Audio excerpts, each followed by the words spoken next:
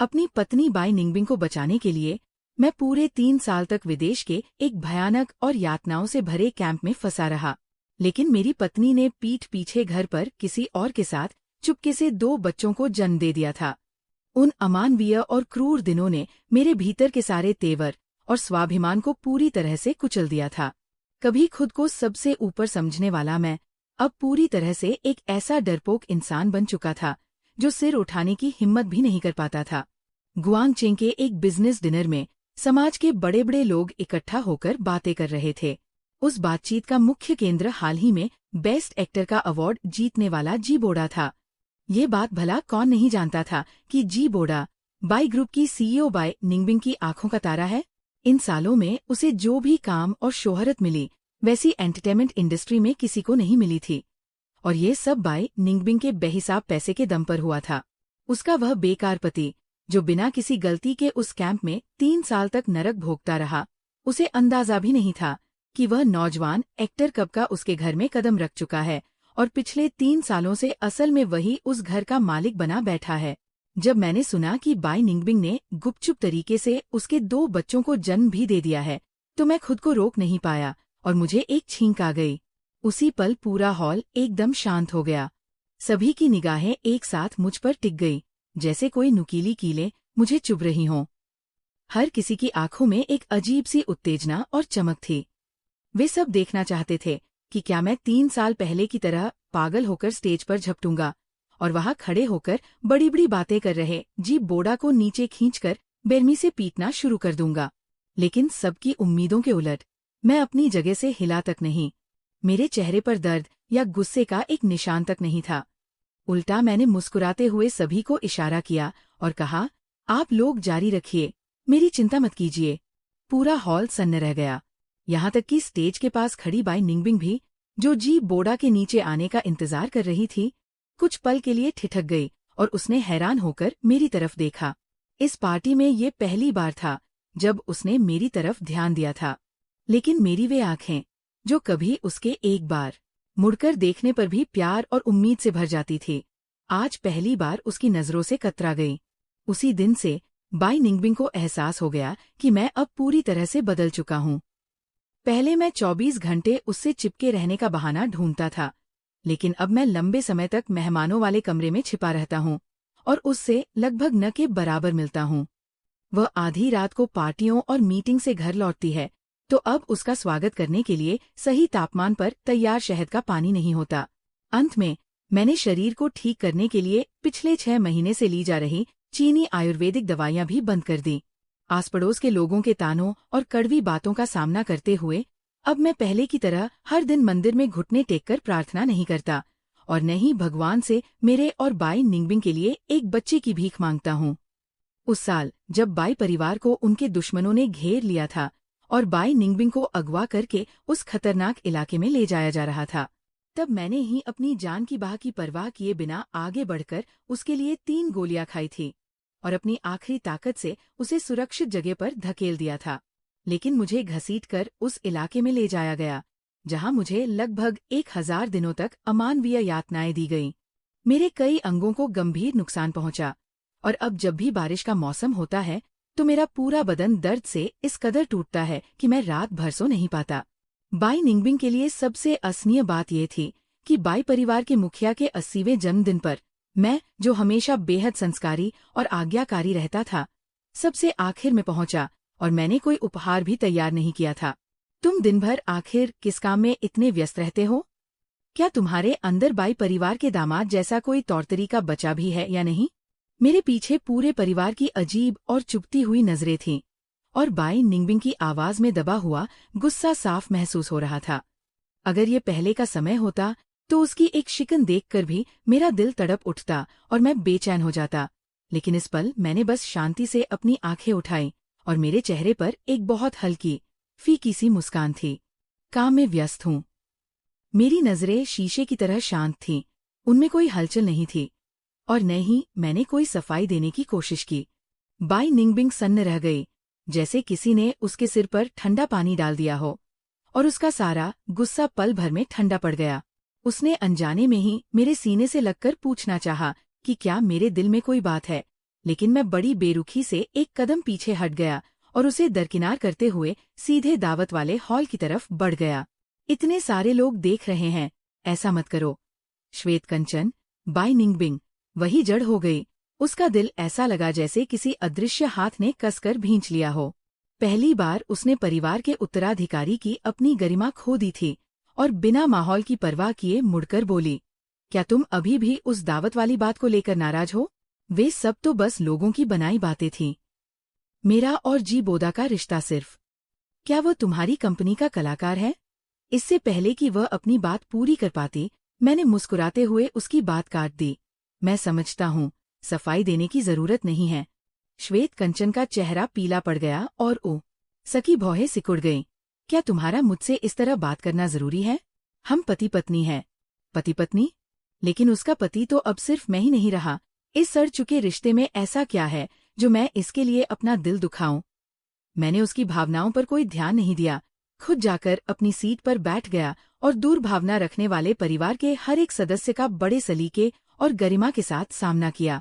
दावत खत्म होने के बाद श्वेत कंचन अब भी सफाई देना चाहती थी। वह मुझे रोककर खड़ी हो गई, जबकि मैं खुद गाड़ी चलाकर आया था। हम साथ घर चलेंगे। तुम्हारी गाड़ी मैं असिस्टेंट से भिजवा दूंगी। मुझे तुमसे कुछ बात करनी है। मैं स्वाभाविक रूप से मना करना चाहता था, लेकिन तभी श्वेत कंचन की असिस्टेंट भागती हुई आई। व्हाइट प्रेसिडेंट, अनर्थ हो गया। पपराजी के घेरे जाने की वजह से मिस्टर जी घायल हो गए हैं। श्वेत कंचन ने एक पल भी नहीं सोचा। उसका पहला कदम आगे बढ़ गया, पर एक कदम आगे बढ़ाने के बाद ही उसे अपनी गलती का एहसास हुआ। उसने मुड़कर मेरी तरफ देखा। युआन। मेरे चेहरे पर अब भी वही हल्की और उदासीन मुस्कान थी, जैसे मुझे कोई फर्क ही न पड़ रहा हो। तुम जाओ। श्वेत कंचन का चेहरा अचानक बदल गया। वो आखिरकार आगे बढ़ी और उसने कसकर मेरी कमर को अपनी बाहों में भर लिया। अपना चेहरा मेरे सीने में छुपाते हुए उसने अपनी आवाज को धीमा और नरम किया। मैं तो बस एक बॉस होने के नाते अपने कर्मचारी की परवाह करने जा रही हूँ। प्लीज मुझ पर भरोसा करो, ठीक है? मैं आज रात निश्चित रूप से जल्दी घर आ जाऊंगी। तुम मेरा इंतजार करना। हमें साथ में बहुत वक्त हो गया है। मैं जल्दी ही हमारा एक बच्चा चाहती हूँ। इस तरह सब कुछ फिर से ठीक हो जाएगा। मैं खामोश रहा। जब मुझे होश आया, तब तक बाई निंगबिंग गाड़ी में बैठकर जा चुकी थी और मुझे फिर से वहीं अकेला छोड़ गई थी।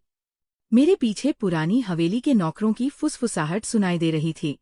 बड़ी मालकिन फिर से मिस्टर जी से मिलने चली गई। लगता है हमारे घर का दामाद जल्द ही बदलने वाला है। बड़ी मालकिन और मिस्टर जी के पहले से ही 2 बच्चे हैं और इनके वापस आए इतना वक्त हो गया, पर बड़ी मालकिन के पेट में कोई हलचल ही नहीं है। पता नहीं कहीं उस कंबोडियाई क्रिमिनल पार्क में मार खा खा कर इनका शरीर ही तो खराब नहीं हो गया। सही कहा, एक बेकार और नाकामयाब इंसान की मिस्टर जी से क्या तुलना। पिछली बार जब मिस्टर जी जन्मदिन की बधाई देने हवेली आए थे तो हम सबको एक एक छोटा सोने का सिक्का दिया था। कितने अच्छे हैं वो। मैंने उनकी बातों पर ध्यान नहीं दिया और शांति से अपनी गाड़ी में बैठ गया। जब मेरा ध्यान दोबारा गया तो मेरी हथेली में असहनीय दर्द हो रहा था। मैंने हाथ खोला तो देखा कि न जाने कब मेरे नाखूनों ने त्वचा को इस कदर भींच दिया था कि वहां से खून बह रहा था। मैं उस सुनकर देने वाले दर्द को बर्दाश्त करने की कोशिश कर रहा था। मैंने अपने सबसे अच्छे दोस्त को फोन लगाया। हे कियांग, मैंने फ्रांस में तुम्हारे स्टूडियो से जुड़ने का फैसला कर लिया है। सच में युआन भाई? मैं कब से इसका इंतजार कर रहा था, लेकिन क्या तुम्हारी पत्नी इसके लिए मानेंगी? मैंने मुस्कुराते हुए जवाब दिया, मैं तलाक लेने की तैयारी कर रहा हूँ।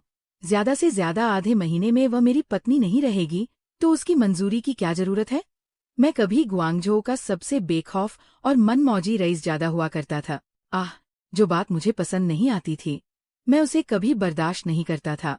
और सबसे बड़ी बात यह थी कि मेरे पीछे बाई निंगबिंग का हाथ था, इसलिए किसी की हिम्मत नहीं होती थी कि मेरे खिलाफ एक शब्द भी बोल सके। हम दोनों बचपन से 20 सालों से भी ज्यादा समय तक साथ रहे थे। बाई निंगबिंग कहती थी कि मैं उस बेलगाम हवा की तरह हूँ, जिसे कभी बांधकर नहीं रखा जा सकता। एक बार किसी ने मेरे बारे में दबी आवाज में कुछ कह दिया था, तो उसने बॉडीगार्ड से विदेशी शराब की बोतल मंगवाकर सरेआम उस शख्स का सिर फोड़ दिया था। उसने कहा था कि वह मुझे जीवन भर प्यार करेगी, चाहे शादी से पहले हो या शादी के बाद। प्रतिष्ठित बाई कॉरपोरेशन की प्रेसिडेंट होने के बावजूद वो खुशी खुशी मेरे लिए खाना बनाती थी। यहाँ तक कि हर रात अपने हाथों से मेरे पैरों को धोने के लिए पानी लाती थी। कभी किसी और को ये काम नहीं करने देती थी।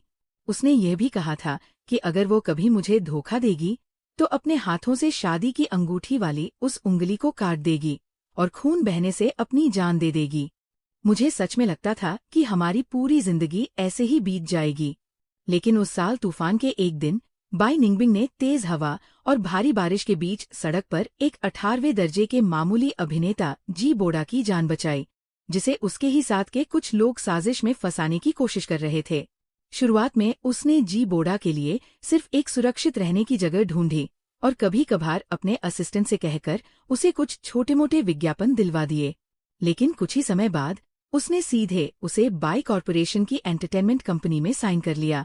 उसने जी बोडा की प्रोफाइल देश के बड़े बड़े निर्देशकों को भेज दी और साफ कह दिया कि वह बाई कॉरपोरेशन का नया उभरता हुआ सितारा है, जो सिर्फ मुख्य अभिनेता का रोल करेगा और बड़े बड़े दिग्गज कलाकार उसके साथ सह कलाकार के रूप में काम करेंगे। इसके बाद एक दिन कुछ गॉसिप पत्रकारों ने मुझे रास्ते में रोका और मेरे सामने बाई निंगबिंग और जी बोडा की कुछ तस्वीरें फेंक दीं, जिसमें वे शहर से दूर एक विला में बिना पर्दा गिराए एक दूसरे को चूम रहे थे। उन्होंने इस खबर को दबाने के लिए मुझसे 10 करोड़ रुपए की मांग की। मैं पागलों की तरह अपने आदमियों को लेकर जी बोडा के घर में घुस गया और तोड़फोड़ कर दी। मैंने एक के बाद एक मुक्के मारकर उसका चेहरा पूरी तरह बिगाड़ दिया। जी बोडा खून से लथपथ होकर जमीन पर गिर गया और गिड़गिड़ाने लगा कि फांग सर, आपको सच में कोई गलतफहमी हुई है। वे तस्वीरें सिर्फ मीडिया वालों ने गलत एंगल से ली हैं। मेरे और बाई मैम के बीच कुछ नहीं है, हम पाक साफ है। पाक साफ? गुस्से से मेरा सिर चकरा रहा था और मुझसे ठीक से खड़ा भी नहीं हुआ जा रहा था। क्या तुम मुझे बेवकूफ समझते हो? तुम्हारी इतनी हिम्मत कि तुम मेरी पत्नी पर नजर डालो? मैं आज तुम्हें साउथ ईस्ट एशिया के किसी गंदे धंधे में एल कर ही दम लूंगा। ये कहते हुए मैं एक बार फिर उस पर झपट पड़ा। उसी समय बाई निंगबिंग वहां पहुंच गई और उसने सहज रूप से मुझे पूरी ताकत से पीछे धकेल दिया और जी बोडा को अपने पीछे छुपा लिया। फांग युआन, क्या तुम पागल हो गए हो? जरा अपना हुलिया तो देखो, तुम कहीं से भी मर्द नहीं लग रहे हो। उसकी बात अभी पूरी भी नहीं हुई थी कि अचानक रुक गई। सभी लोग डर के मारे बाई निंगबिंग की तरफ देखने लगे। मुझे इतनी तेजी से धक्का देने के कारण वो खुद फर्श पर गिर गई थी और उसकी टांगों के बीच से तेजी से खून बहने लगा था। वो हमारा पहला बच्चा था, जो उस वक्त खत्म हो गया जब उसकी माँ किसी दूसरे मर्द को बचा रही थी। बाई निंगबिंग जब गर्भपात के बाद अस्पताल से डिस्चार्ज होकर घर लौटी तो उसने मेरे सामने घुटने टेककर कसम खाई कि वह जी बोडा से अपना हर रिश्ता हमेशा के लिए तोड़ लेगी। उसने मेरे सामने ही उसे कॉन्ट्रैक्ट खत्म करने का नोटिस भेजा और लोगों से कहकर उसे अपनी विला से बाहर निकलवा दिया। उसने खुद मैनेजर से कहकर अपने ऊपर कोड़े बरसाने को कहा और तब तक कोड़े खाए जब तक कि उसका पूरा शरीर खून से लथपथ और बेहाल नहीं हो गया। आखिरकार मेरा दिल पिघल गया। आखिरकार हमारा 20 साल पुराना रिश्ता था, स्कूल के दिनों से लेकर शादी के जोड़े तक। मैंने कभी किसी और से प्यार नहीं किया था। सुलह होने के बाद बाई निंगबिंग मेरे साथ पहले से भी ज्यादा अच्छी हो गई। उसने न सिर्फ पार्टियों और बिजनेस मीटिंग्स में जाना कम कर दिया, बल्कि मुझे पूरा भरोसा दिलाने के लिए खुद अपना फोन जांचने के लिए देने लगी। शायद इसीलिए पूरे गुआंगचेंग को हिला देने वाले उस किडनैपिंग केस में मैंने अपनी जान की परवाह किए बिना बाई निंगबिंग को बचाया और 3 साल तक नर्क जैसी जिंदगी जीने के बाद भी मुझे कोई पछतावा नहीं हुआ। इन 3 सालों के दौरान एक विमान हादसे में मेरे माता पिता की मौत हो गई और फांग परिवार पूरी तरह बर्बाद हो गया। एक बेटा होने के नाते मैं अपने माता पिता को आखिरी बार देख भी नहीं पाया और उनके पीछे सिर्फ कभी न खत्म होने वाला पछतावा छोड़ गया। लेकिन बाई निंगबिंग, उसने मेरे खून की कीमत पर मिली सुरक्षित जिंदगी का पूरा मजा उठाया और जी बोडा को आसमान की ऊंचाइयों पर पहुंचा दिया। तो उनके 2 बच्चे भी हो चुके हैं। सच में मैं ही इस दुनिया का सबसे बड़ा और बेवकूफ जोकर हूँ। मैं खुद पर ही हंस पड़ा, इतना हंसा कि आंखों से आंसू बहने लगे। फोन की दूसरी तरफ से हेकियांग ने आह भरते हुए कहा, युआन भाई, दुखी मत हो, मैं अभी जाकर पहले से सारी तैयारियां कर लेता हूँ और तुम्हारे आने का इंतजार करता हूँ। फोन काटने के बाद मैंने अपने वकील को फोन किया और उससे जल्द तलाक के कागजात तैयार करने को कहा। कुछ खास शर्तों को ध्यान से समझाने के बाद मैंने गाड़ी स्टार्ट की और घर के लिए निकल पड़ा। तभी मेरे फोन पर एक अनजान नंबर से मैसेज आया, जिसमें एक प्रेगनेंसी रिपोर्ट की फोटो थी और नाम की जगह लिखा था बाय निंगबिंग। फांग युआन, तुम्हें शायद अभी तक पता नहीं है ना, मैं और निंगबिंग जल्द ही अपने तीसरे बच्चे का स्वागत करने वाले हैं। तुम जैसे बेकार इंसान की मुझसे कोई बराबरी नहीं है। देख लेना, मैं आज नहीं तो कल तुम्हें बाई परिवार से बाहर निकाल फेंकूंगा, और सालों पहले तुमने जो मुझे घूंसे मारे थे, उस दुश्मनी का बदला मैं जरूर लूंगा। इसके बाद एक वीडियो था, जिसमें बाई निंगबिंग जी बोदा के हाथ में हाथ डाले एक क्लब के शानदार कमरे में बैठी थी। वहां लोग बार बार आम उठाकर उन्हें बधाई दे रहे थे। मानना पड़ेगा, जी साहब वाकई कमाल के हैं। उन्होंने 3 साल में हमारी बाई मैडम को 2 बच्चे दिए और खुद का बिजनेस भी आसमान की ऊंचाइयों पर ले गए। अब तीसरा बच्चा भी आने वाला है। ऐसी खुशकिस्मती हर किसी के नसीब में नहीं होती। सही कहा, वो बाई मैडम के घर वाले उस डरपोक और निकम्मे की तरह थोड़े ही हैं, जिसके सिर पर धोखे का इतना बड़ा ताज है फिर भी चुपचाप सह रहा है। बाई मैडम को तो उससे तुरंत तलाक ले लेना चाहिए और जी साहब से शादी कर लेनी चाहिए। ये सुनते ही बाई निंगबिंग का चेहरा अचानक बदल गया। उसने अपने ग्लास की बची हुई शराब सीधे उस बोलने वाले के चेहरे पर फेंक दी और कहा, मेरे पति के बारे में कुछ भी बकवास करने की तुम्हारी औकात नहीं है। बोदा तुम्हारी तरह बदतमीज नहीं है। अरे, उनका संपर्क तो कभी टूटा ही नहीं था। बाई ग्रुप के सीईओ का पति भी वही आदमी बन सकता है, जो फांग परिवार जैसे सदियों पुराने और नामी घराने से आता हो। इसके बाद क्या लिखा था, मैंने आगे नहीं देखा। मैंने उदासीनता से अपनी आँख के कोने में बचे हुए आखिरी आंसू को पोंछा, पूरी जानकारी अपने वकील को फॉरवर्ड कर दी, और फिर शांति से घर आकर नहाया और सो गया, मानो कुछ हुआ ही न हो। लेकिन आधी रात को गहरी नींद में मुझे महसूस हुआ कि शराब की गंध से घिरा कोई शख्स मेरे बिस्तर में घुस आया है, और तभी एक ठंडी छुअन मेरी त्वचा से टकराई। मैंने झटके से अपनी आंखें खोलीं। बाई निंगबिंग की कोमल आवाज एक तपती हुई सांस के साथ गूंजी, आयुआन, मैंने तुमसे मेरा इंतजार करने के लिए नहीं कहा था? तुम खुद ही पहले क्यों सो गए? मुझे अचानक घिन आ गई। बाई निंगबिंग के पेट में जी बोदा का बच्चा पल रहा है, फिर भी वो वापस आकर मेरे साथ संबंध बनाने की हिम्मत कर रही है। वह कितनी दुष्ट है कि ये बच्चा मेरे सिर मढ़ना चाहती है। ये बेहद घटिया है। दूर हटो। मैंने अपने ऊपर झुकी औरत को पूरी ताकत से पीछे धकेला, बिस्तर से उतरा और सीधे वॉशरूम की तरफ भागा, जहां सिंक के पास खड़े होकर मैं बार बार अपना चेहरा धोने लगा। बाई निंगबिंग का नशा काफी हद तक उतर चुका था। वह गुस्से से तमतमाए चेहरे के साथ मेरे पीछे आई। तुम्हें मुझसे घिन आ रही है? उसकी आंखों में अपमान का गुस्सा साफ चमक रहा था। वह तेजी से आगे बढ़ी, मुझे बाथरूम के अंदर धकेला, शॉवर चालू किया और पागलों की तरह मेरे कपड़े फाड़ दिए। मेरी आंखें गुस्से से लाल हो चुकी थीं। बाई निंगबिंग, जरा आंखें खोलकर देखो कि मैं कौन हूँ। अपनी घटिया हरकतों पर उतरना बंद करो। लेकिन बाई निंगबिंग की आंखों में केवल उपहास था। उसे पूरा यकीन था कि मैं सिर्फ दिखावा कर रहा हूँ, और मैं वैसा ही बेवकूफ और आसानी से काबू में आने वाला मर्द हूँ। तीव्र अपमान के एहसास ने मेरे सब्र का बांध तोड़ दिया, लेकिन मैं उसे चोट नहीं पहुंचा सकता था, वरना आसानी से तलाक मिलना तो दूर, बाई परिवार के प्रभाव क्षेत्र से बाहर निकल पाना भी नामुमकिन हो जाता। मेरा दिल दर्द से तड़प उठा। मेरा आत्मसम्मान कुचला जा चुका था और मेरा इस्तेमाल किया जा रहा था।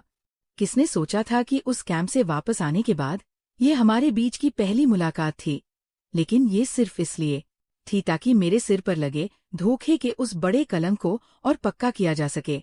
तभी बाई निंगबिंग के फोन की घंटी अचानक बज उठी। फोन के स्पीकर से जी बोदा की आवाज गूंजी, निंगबिंग, मुझे माफ करना।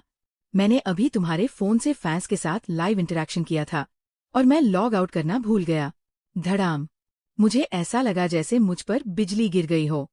मैंने चौंक कर अपनी आंखें उठाईं और बाई निंगबिंग के फोन की तरफ देखा, जिसकी रोशनी अभी भी टिमटिमा रही थी, और उसका एंगल ठीक ऐसा था कि सिर्फ मेरा सामने का हिस्सा ही साफ देखा जा सकता था।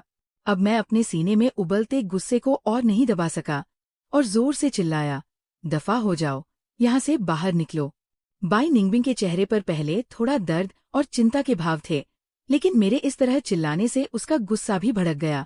फांग युआन, ये सिर्फ एक हादसा था।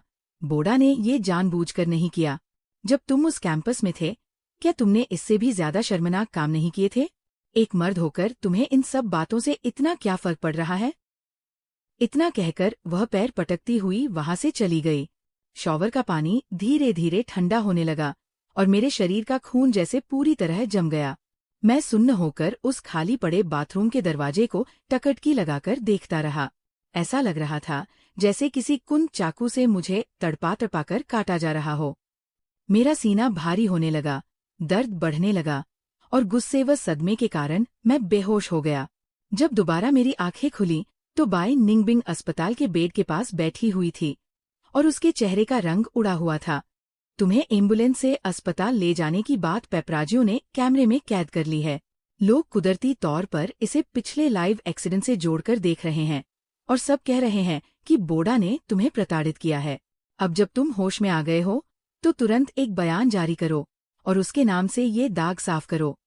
वह बेस्ट एक्टर का ग्रैंड स्लैम अवार्ड जीतने से सिर्फ एक कदम दूर थी और अपने करियर के सबसे ऊंचे मुकाम पर थी। ऐसे में कोई भी नकारात्मक खबर उसके लिए नुकसानदेह साबित हो सकती थी। मैंने अपने हाथों की मुट्ठियां कसकर बंद कर लीं और वह दर्द मेरी हथेलियों से होता हुआ मेरे सीने तक फैल गया।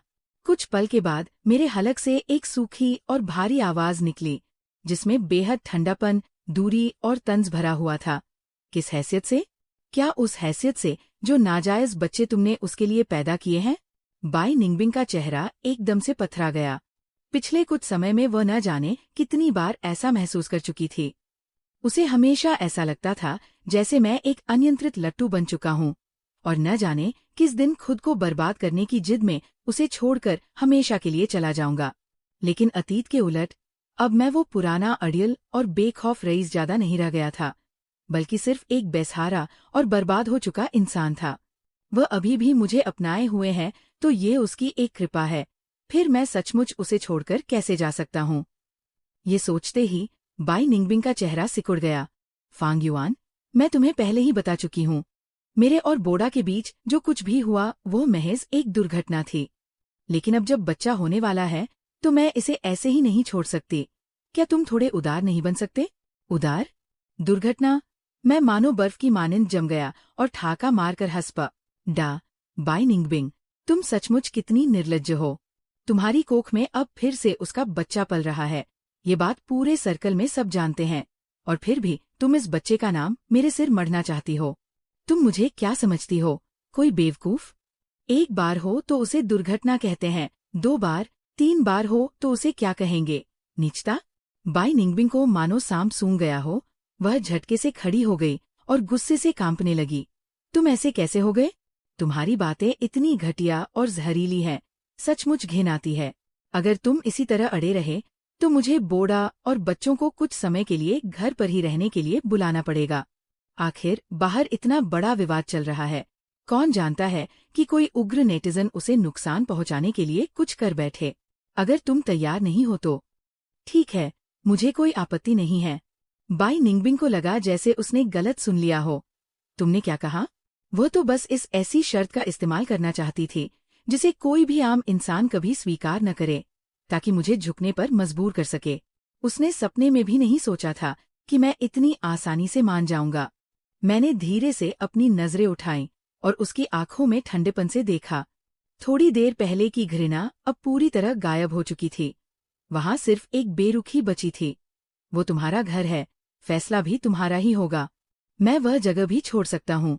आज अस्पताल से डिस्चार्ज होते ही मैं वहां से शिफ्ट हो जाऊंगा। मैं उससे कोई मुकाबला नहीं करूंगा।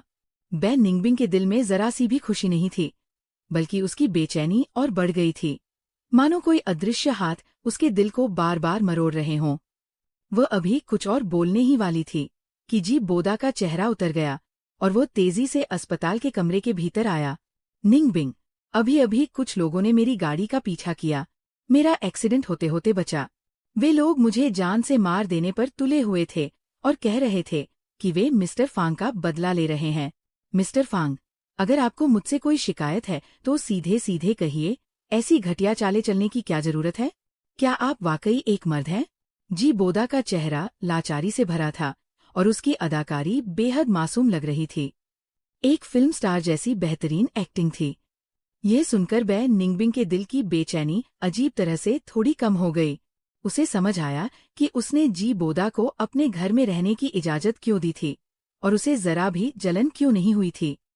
दरअसल उसे पूरा भरोसा था कि वो इंसान सच में ऐसा कुछ नहीं करेगा और ये सब सिर्फ वक्त काटने के लिए था।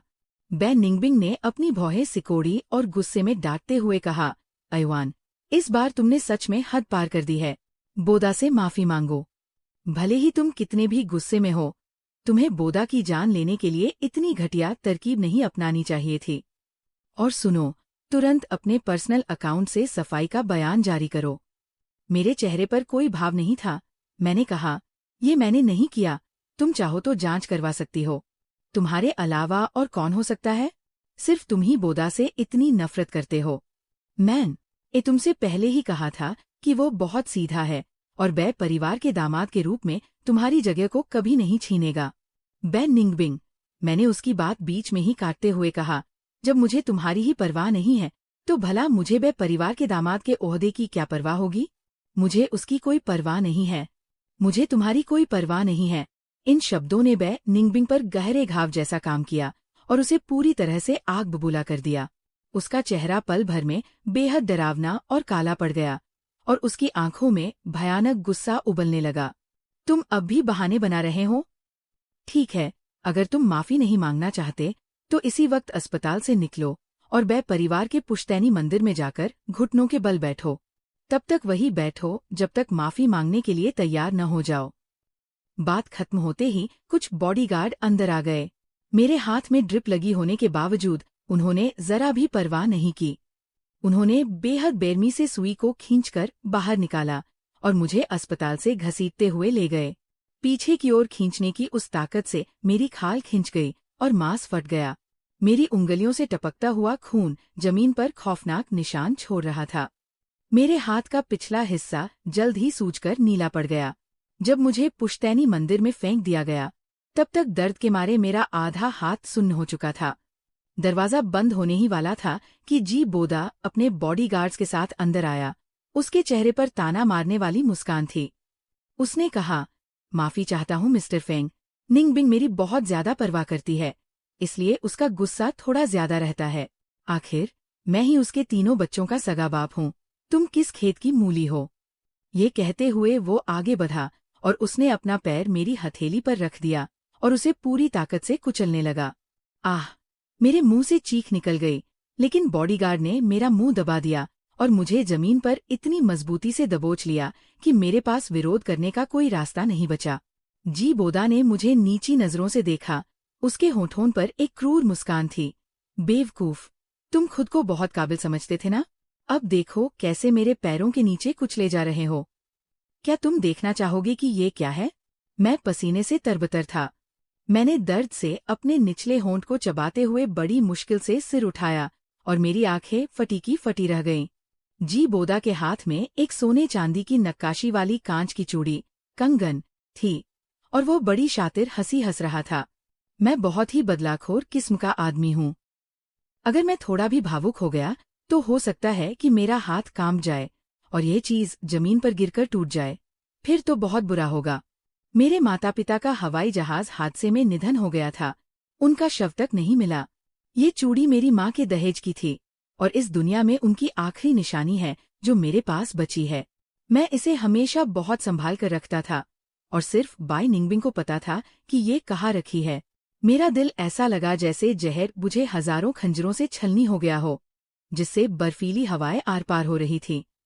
मैंने अपनी टूटती हुई आवाज में पूछा, तुम चाहते क्या हो? जी बोदा की हंसी और गहरी हो गई।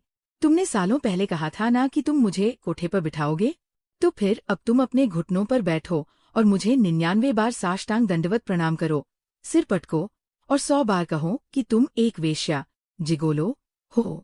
अगर तुम ऐसा करोगे तो मेरा मूड अच्छा हो जाएगा और मेरा हाथ नहीं कांपेगा। मेरा चेहरा पल भर में पीला पड़ गया और बेहद भयानक दिखने लगा। तुम ऐसा ख्वाब में भी मत सोचना। मुझमें आत्मसम्मान है। जी बोदा ने बिना किसी जल्दबाजी के अपनी 2 उंगलियों से उस कंगन को पकड़ा और धीरे धीरे अपना हाथ हटाने लगा। तो फिर अपनी माँ की आखिरी निशानी को अलविदा कहो। नहीं, मैं पूरी ताकत से चिल्लाया, लेकिन बॉडीगार्ड्स की पकड़ किसी मजबूत लोहे की बेड़ी जैसी थी। मैं अपनी जगह से हिल तक नहीं पा रहा था। मैं सिर्फ अपनी खून जैसी लाल आंखों से जी बोदा के उस ठंडे और मुस्कुराते हुए चेहरे को बेबसी से देख सकता था। उम्मीद नहीं थी कि जी बोदा अचानक दर्द से चीख पड़ेगा और उसने एक खंजर निकालकर अपने ही चेहरे पर चला लिया। आह, बचाओ, कोई मुझे मार रहा है। बाई निंगबिंग आवाज सुनकर वहां दौड़ी चली आई और उसने तुरंत घबराकर उसके जख्म को दबाते हुए चिल्लाकर कहा, एम्बुलेंस बुलाओ। जी बोदा रोते हुए चिल्लाने लगा, निंगबिंग, मुझे बचाओ। मेरा चेहरा बर्बाद हो गया तो मेरी ये जिंदगी पूरी तरह खत्म हो जाएगी। मुझसे बस गलती से मिस्टर फेंग का कंगन टूट गया था और उन्होंने चाकू से मेरा चेहरा बिगाड़ने की कोशिश की। बॉडीगार्ड्स ने उसे पकड़ रखा था, लेकिन वह फिर भी पूरी ताकत से छटपटा रहा था। मेरा चेहरा बहुत दर्द कर रहा है। उसकी इन झूठी और मनगढ़ंत बातों को सुनकर मेरी आंखें गुस्से से लाल हो गईं। तुम झूठ बोल रहे हो। तुमने मेरी माँ की आखिरी निशानी का इस्तेमाल करके मुझे धमकाया था। तुमने मुझे सिर झुकाकर माफी मांगने पर मजबूर किया और तुम खुद गिरे हो, निंगबिंग। जी बोदा ने ये सुना तो उसकी आंखों में गहरी बेबसी और आंसू तैर गए। वो सिर्फ इसलिए मुझसे नफरत करता है क्योंकि मेरे पेट में तुम्हारा बच्चा है। इसीलिए उसने इतनी बेरहमी से मुझे जान से मारने की साजिश रची। बाई निंगबिंग का गुस्सा पल भर में 7वें आसमान पर पहुंच गया। फेंग युआन, मुझे पहले लगा था कि तुम्हें सच में किसी बात से कोई फर्क नहीं पड़ता, लेकिन मुझे नहीं पता था कि ये सब तुम्हारा दिखावा था। तुमने मुझे सच में बहुत निराश किया है। तुम आज ऐसे कैसे हो गए? इतने क्रूर और बेरहम की सोचकर भी रूह कांप जाए। उसे मेरे शरीर के अनगिनत जख्म दिखाई नहीं दिए। उसे कुलदेवी के मंदिर के फर्श पर बिखरा हुआ खून नजर नहीं आया और न ही उसे मेरी आंखों में पसरी हुई वो बेबसी दिखी जो अब पूरी तरह टूट चुकी थी। ऐसा सिर्फ इसलिए था क्योंकि मैं अब वो इंसान नहीं रहा था जिसकी वो परवाह करती थी। इसलिए मैं चाहे जो कुछ भी कहूँ, वह कभी मुझ पर भरोसा नहीं करेगी। वह मुझे हमेशा एक घटिया और झूठा इल्जाम लगाने वाला विलेन ही समझेगी। मेरे दिल में बची खुची आखिरी उम्मीद भी पूरी तरह टूटकर बिखर गई। मैंने अब तड़पना छोड़ दिया और मेरी आवाज में नफरत का एक खूंखार रंग आ गया। मैं बेरहम हूँ? तो फिर तुम क्या हो, बाई निंगबिंग? मेरी माँ का वह सोने का कंगन कहाँ रखा है, ये बात सिर्फ तुम्हें पता थी। तो फिर वो कंगन इसके हाथों में कैसे पहुंचा? मेरा एक एक शब्द खून के आंसू रो रहा था और मेरी चीख में गहरा दर्द था। बाई निंगबिंग ये सुनकर एक पल के लिए ठिठक गई। उसके चेहरे पर घबराहट और चोर साफ दिखाई दे रहा था। ये तुम्हारी उस घटिया हरकत की वजह नहीं हो सकता जो तुमने बोदा के साथ की है। तुम सिर्फ इसलिए उससे इतनी नफरत नहीं कर सकते क्योंकि मेरे और बोदा का एक बच्चा होने वाला है और तुम उस चेहरे को बर्बाद करने पर तुले हो जिसके दम पर वह अपना करियर चलाता है। मैंने झटके से अपनी आंखें उठाईं। बच्चा? सालों पहले बाई निंगबिंग ने जी बोदा को बचाने के लिए मेरे बच्चे को मार डाला था। आज उसे इस बारे में बात करने का हक भी कैसे है? लेकिन बाई निंगबिंग ने अपनी बात पूरी करते ही मेरी तरफ देखना बंद कर दिया, जैसे वह किसी सच से भाग रही हो। उसने जी बोदा को सहारा देकर उठाया और दरवाजे की तरफ बढ़ने लगी और पीछे मुड़कर ठंडे लहजे में कहा, मैं पहले बोदा को अस्पताल ले जा रही हूँ, वापस आकर तुमसे हिसाब करूंगी। मैंने कोई प्रतिक्रिया नहीं दी। मैं एक जिंदा लाश की तरह अपने शरीर पर बंधी रस्सियों को खोलने लगा। जमीन पर बिखरे हुए सूती चूड़ी के टुकड़ों को एक एक करके उठाया और फिर लड़खड़ाते हुए खड़ा हुआ। अपने जख्मों से भरे शरीर को घसीटते हुए मैं बाई परिवार का घर छोड़कर सीधा वकीलों के दफ्तर गया और वहां पहले से तैयार तलाक के कागजात ले आया। जब मैं वापस विला पहुंचा तो जी बोदा लौट चुका था। वो बड़े प्यार से बाई निंगबिंग के पेट को सहला रहा था, जो अभी तक बाहर भी नहीं आया था। मुझे दरवाजे से अंदर आते देख वो तुरंत बोला, निंगबिंग, भले ही मेरे चेहरे की चोट ज्यादा गंभीर नहीं है, लेकिन इस बार तुम्हें उसे सबक सिखाना ही होगा। तुम बस यूं ही हाथ पर हाथ धरे बैठकर उसे बार बार मुझे फंसाते हुए नहीं देख सकती।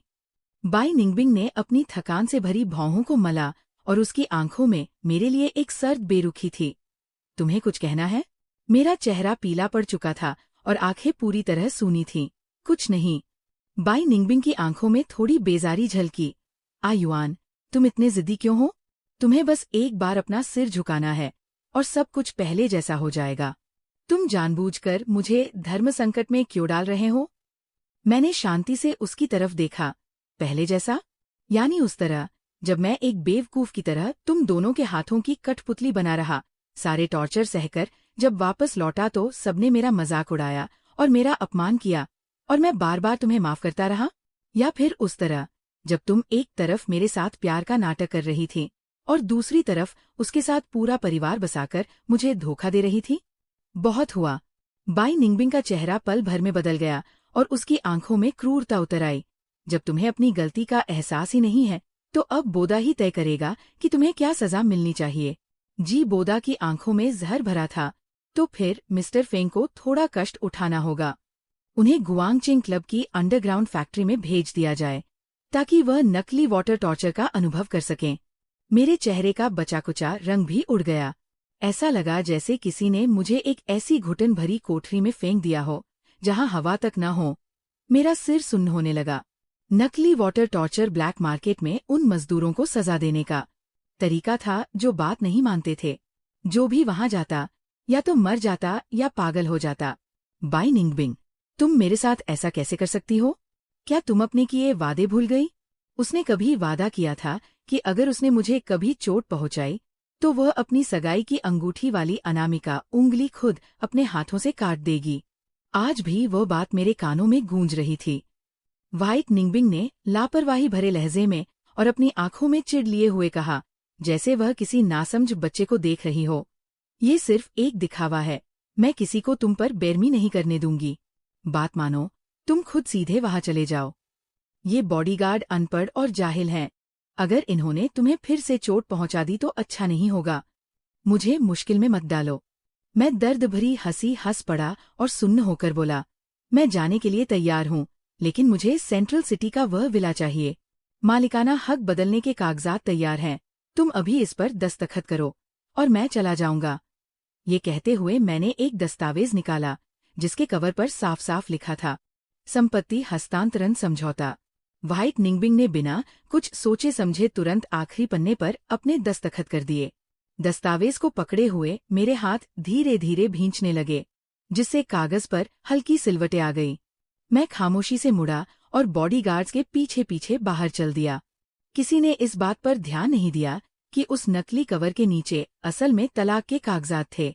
जैसे ही मैंने भूमिगत कारखाने के अंदर कदम रखा, पीछे से लोहे का दरवाजा एक धमाके के साथ बंद हो गया। सीलन और फफूंद की बदबू के साथ खून की गंध हवा में तैर रही थी, मानो वहां जिंदगी का नामो निशान खत्म हो चुका हो। कई खूंखार और तगड़े आदमी अंदर आए। इससे पहले कि मैं कुछ समझ पाता, उन्होंने मेरे घुटने के पीछे जोर से लात मारी, जिससे मैं दर्द के मारे जमीन पर गिर पड़ा। मुझे 2 लोहे की जंजीरों से बांध दिया गया और घसीटते हुए सबसे अंदर वाले कमरे में ले जाया गया। मैंने डर के मारे चिल्लाते हुए कहा, तुम लोग क्या करना चाहते हो? मैं व्हाइट निंगबिंग का पति हूँ। तुम मेरे साथ ऐसा बर्ताव नहीं कर सकते।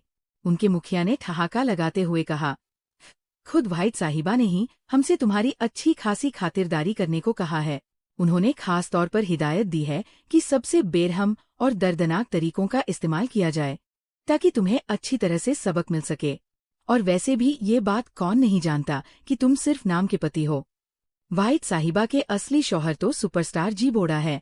जी बाबू ने तो ये भी कहा है कि जो तुम्हें सबसे ज्यादा तड़पाएगा उसे उतना ही बड़ा इनाम मिलेगा। हमें माफ करना, अब तुम आराम से भुगतो। मेरी आंखें खौफ से फटी की फटी रह गईं और डर के मारे मेरा पूरा शरीर कांपने लगा। मैं कुछ और कहने ही वाला था कि मुझे एक बड़े और गंदे पानी के कुंड के ऊपर काफी ऊंचाई पर लटका दिया गया। अगले ही पल लोहे की जंजीरें अचानक ढीली हो गई और मैं कई मीटर की ऊंचाई से सीधे पानी में जा गिरा। कमरे में दर्दनाक चीखें गूंज रही थीं। मेरे माथे की नसें सूज गई थी और मैं दर्द से तड़प रहा था। लेकिन ये तो सिर्फ शुरुआत थी। दूसरी बार, तीसरी बार, चौथी बार, हर बार मुझे सबसे ऊंचाई पर ले जाकर नीचे पटका जाता और जल्द ही पानी के कुंड का एक बड़ा हिस्सा खून से लाल हो गया। कैसा लग रहा है? वे मर्द बीमारों की तरह क्रूरता से हाँ से, ये तो बस अभी शुरू हुआ है। चरम दर्द के कारण मेरी आंखों के सामने अंधेरा छाने लगा और जब मेरा होश धीरे धीरे खो रहा था, तभी मुझ पर मिर्च का पानी खौलता हुआ डाल दिया गया, जिसने मुझे होश में लाकर वापस उसी नरक में धकेल दिया। इसके बाद मुझ पर हर तरह के जुल्म ढाए गए और मुझे पूरे 1 दिन और 1 रात तक प्रताड़ित किया गया। जब सब कुछ आखिरकार खत्म हुआ तो मुझे कीचड़ के ढेर की तरह उस अंडरग्राउंड फैक्ट्री से बाहर फेंक दिया गया। जी बोदा मेरे सामने आया और उसने अपने जूते के तलवे से मेरे चेहरे को कुचलते हुए कहा, मिस्टर फेंग, कैसा लग रहा है? मजा आ रहा है? अब तो तुम्हें अच्छी तरह समझ आ गया होगा कि आखिर कौन नीच और बिकाऊ है। निंगबिंग मुझे खुश करने के लिए आइलैंड पर छुट्टियों पर ले जा रही है। तुम अकेले घर पर रहो और देखो कि हम दोनों एक दूसरे के प्यार में कैसे डूबते हैं। एक चुभती हुई हंसी के साथ जी बोदा वहां से संतुष्ट होकर चला गया। मैं मुश्किल से रेंगते हुए खड़ा हुआ और लड़खड़ाते हुए विला वापस आ गया। मैंने किसी को परेशान नहीं किया, सीधे अपने बेडरूम में गया, केवल अपने सारे जरूरी दस्तावेज लिए और फिर तलाक के कागजात अदालत में जमा कर दिए। इसके बाद मैं सीधा एयरपोर्ट के लिए निकल गया। फ्लाइट में बैठने से पहले मैंने अपना वह पर्सनल वीबो अकाउंट लॉगिन किया जिसे मैंने लंबे समय से इस्तेमाल नहीं किया था, और पहले से तैयार पोस्ट को पब्लिश कर दिया। बाई निंगबिंग और जी बोदा 5 दिनों तक उस आइलैंड पर रहे। उन्होंने अपने फोन बंद कर दिए ताकि उन्हें कोई परेशान न कर सके, और वे हर दिन और रात कामुकता में डूबे रहे। वे होटल के कमरे से बाहर तक नहीं निकले। Balcony, bathroom, pool, living room, हर जगह उनके पागलपन और बहकने के निशान थे। वे बिना थके एक दूसरे की बाहों में खोए रहे। जी बोदा की आवाज भारी हो गई, छोटी चुड़ैल, अगर मुझे ये फिक्र नहीं होती कि तुम पेट से हो तो मैं और ज्यादा बेरहम होना चाहता। बाई निंगबिंग ने आह भरते हुए उसके कंधे पर काट लिया। बोदा, बोदा। इसने उसके दिल की आग को पूरी तरह भड़का दिया, जिससे उसकी बची कुची समझदारी उबलकर राख हो गई। आइलैंड छोड़ने की आखिरी रात को, आखिरी बार संबंध बनाने के बाद, जी बोदा पूरी तरह थककर चूर हो गया और जल्द ही गहरी नींद में सो गया। बाई निंगबिंग बेड के सिरहाने से लगकर बैठ गई, लेकिन इस पागलपन भरे जश्न के बाद उसके दिल में अजीब सी उदासी छा गई, जिसके साथ एक अनजाना सा डर और घबराहट भी थी। उसने नीचे अपनी बगल में सोए हुए आदमी को देखा, लेकिन उसकी आंखों के सामने मेरा चेहरा घूम गया, जिस तरह से मैंने उसे देखा था। बेबसी, कड़वाहट और सुन्नता से भरी वो नजर, जैसे मैंने उसे अपनी जिंदगी से हमेशा के लिए पूरी तरह अलग कर दिया हो। उसका दिल तेजी से बैठ गया। बाई निंगबिंग अचानक होश में आई। उसने बिना सोचे समझे अपना फोन निकाला, बेड से उठकर बालकनी में गई और मेरा नंबर मिलाया। घंटी बार बार बजती रही, यहाँ तक कि कॉल पूरी तरह कट गई, लेकिन किसी ने फोन नहीं उठाया। उसने दोबारा फोन किया, लेकिन नतीजा वही रहा। बाई निंगबिंग ने झुंझलाहट में फोन को कसकर पकड़ लिया। फोन के नुकीले किनारे उसकी हथेली के मांस में गहराई तक चुभ गए। वह पूरी तरह बेचैन हो गई और उसे लगने लगा कि जैसे कोई बहुत बड़ी अनहोनी होने वाली है। इस समय पीछे से एक चौड़ी और गर्म छाती उनके बदन से लग गई। जिबोदा का हाथ उनके सामने की ओर आया और बेताबी से ऊपर नीचे हरकत करने लगा। निंगबिंग, हमारे पहले से ही 2 बच्चे हैं और अब तक तुम्हारे पेट में ये तीसरा बच्चा पल रहा है। क्या तुम सचमुच चाहती हो कि मैं और बच्चे जिंदगी भर बिना किसी नाम पहचान के रहें? बाई निंगबिंग का दिल अंदर से कांप उठा। उनका पिछला मूड अभी पूरी तरह शांत भी नहीं हुआ था कि इस बात ने उनके गुस्से और बेचैनी को और बढ़ा दिया। बोदा, क्या हमने पहले ही ये तय नहीं कर लिया था कि हम सिर्फ जज्बातों की बात करेंगे, किसी नाम या रिश्ते की नहीं? माना कि युआन का मिजाज थोड़ा खराब है, लेकिन आखिर मैंने उसके साथ बहुत गलत किया है। मैं उसकी कर्जदार हूँ। जब तुम ग्रैंड स्लैम बेस्ट एक्टर का अवार्ड जीत लोगे तो समझो मैंने अपना शुरुआती वादा पूरा कर दिया। उस वक्त मैं तुम्हें एक मोटी रकम दूंगी और लॉस एंजल्स में तुम लोगों के लिए एक घर खरीद दूंगी। इस बच्चे के पैदा होने के बाद तुम इसे भी अपने साथ ले जाना। जिबोदा का दिल जैसे किसी बड़े हाथ ने बेरमी से भींच दिया हो। उसके हाथ धीरे धीरे भींचकर मुट्ठी बन गए और उसकी आंखों में पल भर के लिए एक बेहद शातिर और जहरीला भाव चमका, लेकिन अगले ही पल उसकी आंखों से आंसू टपकने लगे और उसकी एक्टिंग का हुनर 7वें आसमान पर पहुंच गया। निंगबिंग, मैं तुम्हारे साथ इन सब चीजों के लालच में नहीं हूँ। बेस्ट एक्टर की शोहरत हो, पैसा हो या ताकत, तुम्हारे साथ रहने के एहसास के सामने इन सब की कीमत 1% भी नहीं है। मैं तुमसे प्यार करता हूँ। मैं और बच्चे सब तुमसे बेहद प्यार करते हैं। तुम हमें इस तरह छोड़ने का बेरहम फैसला कैसे कर सकती हो? लेकिन इन बातों ने बाई निंगबिंग को सन कर दिया। उसके दिल में बिना किसी वजह के एक अजीब सी कड़वाहट और मायूसी का गुबार उठने लगा।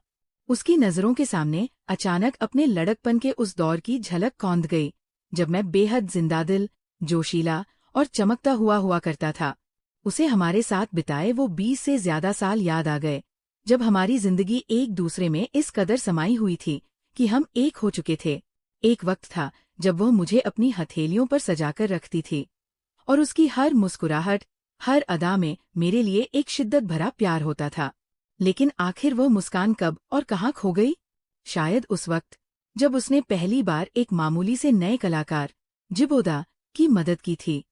या शायद तब जब वो हमारे बच्चे की हिफाजत नहीं कर पाई थी। या फिर शायद उस काले दौर में जब मैं उस खौफनाक इलाके, कैंप पार्क, में कैद होकर जिंदगी और मौत के बीच नरक जैसी यातनाएं झेल रहा था। बाई निंगबिंग अचानक होश में आई। उसने पीछे खड़े जिबोदा को खुद से दूर धकेल दिया। उसके दिल में वही अजीब सा डर और घबराहट एक बार फिर हावी हो गई। मुझे माफ कर दो बोदा, मैं अपने असिस्टेंट को तुम्हारे साथ वापस देश भेजने का इंतजाम कर दूंगी। मुझे आज रात हर हाल में यहाँ से निकलना होगा। इतना कहते ही उसने हड़बड़ी में कपड़े बदले, अपने दस्तावेज उठाए और घर से बाहर निकल गई। तभी गलियारे में उसकी मुलाकात बहुत घबराहट में आए अपने सहायक से हुई। सहायक ने कहा, व्हाइट मैम, स्थिति बहुत खराब है। मिस्टर फेंग ने अभी अभी अपने निजी वीबो अकाउंट पर आपके और मिस्टर जी के आपत्तिजनक फोटो डाल दिए हैं। ये सुनकर व्हाइट बिंगबिंग के कदम वहीं ठिठक गए। उसने भौचक्की होकर सहायक के हाथ से टैबलेट लिया। स्क्रीन पर दिख रही तस्वीरों को देखते ही उसे जैसे गहरा सदमा लगा। अलग अलग कोणों से ली गई 18 हाई डेफिनिशन तस्वीरें व्हाइट ग्रुप की सीईओ और उभरते हुए फिल्म अभिनेता के बीच के उस पर्दे को पूरी तरह से फाड़ चुकी थीं, जिसे वे दुनिया से छिपाना चाहते थे।